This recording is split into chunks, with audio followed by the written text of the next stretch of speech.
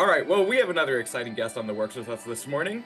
He is the director of the Forrest Hills, infamously the last guy who got to work with the great late Shelley Duvall. Please welcome Scott Goldberg onto the show. Thank you so much for having me. Appreciate it. Yeah, of course. We've been trying to do this for a while now. I was at I believe the premiere or the second premiere of the Sure. Forest Hills. Can you, I guess, just talk about what this project is, how it came about, what it's about, and just describe your journey with it. Sure, sure. So the Forest Hills started with a concept. It was originally another film about this man, this elderly gentleman in his like late 60s who was befriended by a young horror wannabe actress, and she wanted to. He was like a washed up actor in the film in the original story, and she wanted to make a documentary about an old hag that was in the woods of Long Island. So, a whole backstory and everything, and we wanted to film that kind of version. I found a producer in I think it was Michigan, and after talking and communicating, there started to become a lot of red flags and just a lot of weird conversations back and forth, and just a lot of anger on his end. It was just a really awkward situation. And I said, you know what? It came to the point like where we're just having a conversation on the phone and we're just not meshing at all. And I said, guys, I think it's best that we all just, not work together. So we stepped away from that. And then my producer friend Scott Hansen, who I've known from on Facebook, he said to me, he said, hey, why don't you come down to Atlanta and film the movie? I said, well, why don't you come to New York and film the movie? He's like, fine. So we kind of completely, and back in April 2022, I had to revamp the script. So I completely came up with a new idea for my friend Chico Mendez, who, who basically, I knew could play the role and get crazy. And it just started off with like kind of a guy running in the woods, in his underwear and having killed a victim, and always an idea of like a farmhouse or some sort of cabin, and him being in isolation. So that's kind of where it started. And then it kind of just built from there. And we filmed in September of 2022. I mean, people hadn't heard from Shelley Duvall in a long time. I mean, most notably, she was, of course, famous for The Shining and Popeye and Three Women. But outside of that, after The Shining, her experience on that set had been so rumored to be terrible uh, that she really kind of dropped from the limelight. What was your thinking on getting her on this project? How did that even come to be? Sure. Well, I've always been a fan of hers, obviously, as anyone, right, with The Shining and her movies. Back in 2016, I saw the Dr. Phil episode, and I was like, oh man, like it was really hard to watch.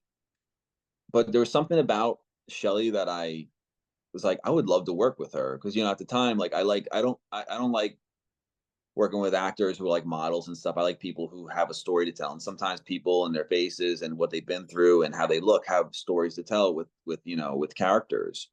So could never get in touch with her. And then in like 2022, when we were planning the film, I had the idea of it's like, well, what if we can maybe get, Shelley Duvall? So I went on a website and I found Dan Gilroy, her partner, and then I called him. I think it was a call or a text, and then he said, here's Shelley's number. So I reached out to Shelley. We had a converse. Actually, I don't. I think I texted her and we called. I said, "Hey, I'd like you to be in this project. We're filming in New York. Are you interested?" She's like, "Sure." But the problem was at the time she was having trouble with her foot. I guess it was based on whatever diabetes she was dealing with at the time, and an infection that just got worse. And this was all private until obviously she passed away. People have talked about it and stuff. So I always wanted to keep her privacy private.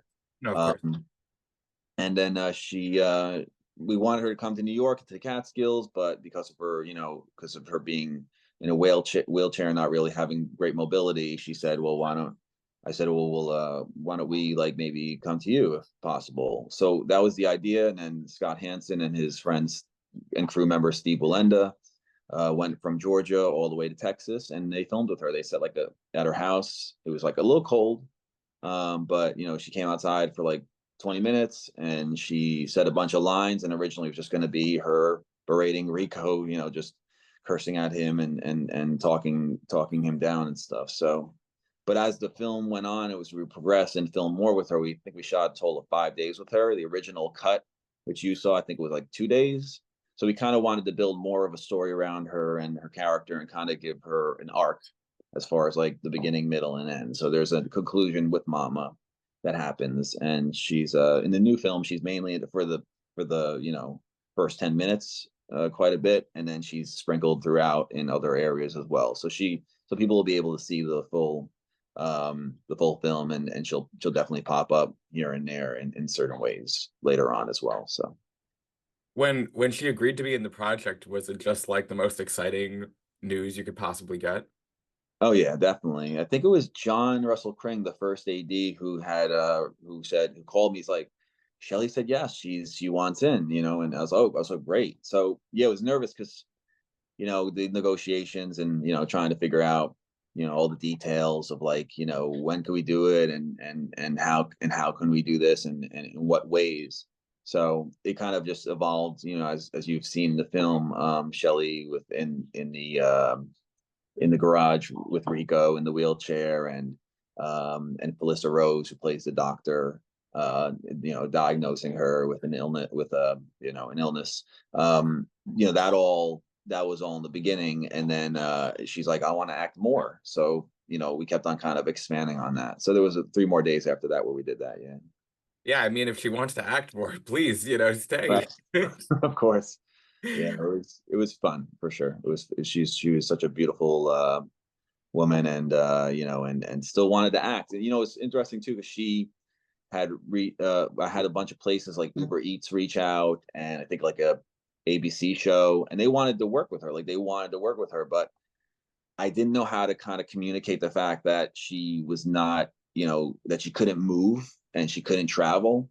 Yeah. So I just kind of said, hey, yeah, right now is not, she's not really, available at this time. So I wanted to respect her privacy based on the fact that what she was dealing with. So at some point she had become bedridden and was on hospice, as I think Dan Gilroy, her partner, had mentioned.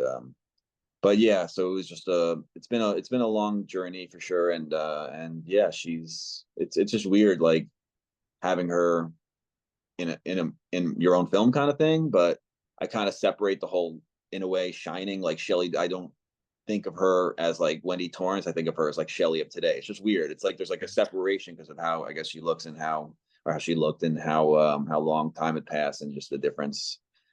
So I always hear like people say Shelley Duvall, she's unrecognizable, which is true. She does have some features like her eyes, I feel, and stuff like that. But I've heard a lot of people comment on the fact that they say stuff like, you know, um, the way she aged is just normal. How people age. Now, obviously, smoking cigarettes doesn't help. Things like that, constantly like she did, and being in the sun, Texas sun or whatever. But I feel like it's a true testament to her, like never wanting to like kind of follow the Hollywood norm of like needing to be perfect, get Botox injections or anything like that. So I definitely feel that was a positive on her end. She was true to herself.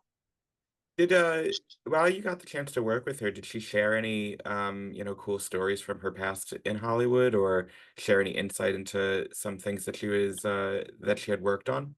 Yeah, so on the final day we had we when we had two final days. We were there for 2 final days with her.